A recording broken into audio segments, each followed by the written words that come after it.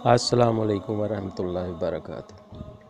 जब भी मेरी बेटियां बहनें शॉपिंग के लिए जाती हैं बाज़ार में, तो ये एक अमल कर लिया करें तो मन चाहे चीज़ मन चाहे रेट पे मिल जाया करेगी, मुनासिब रेट पे मिल जाया करेगी। जब भी आप चाहें तो ये अमल करें।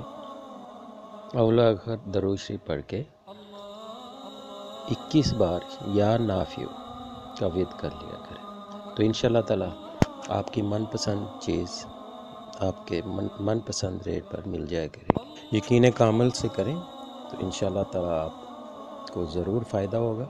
जो भी आप अमल करें उसको यकीन कामिल से करें तो आपको बहुत फ़ायदा होगा।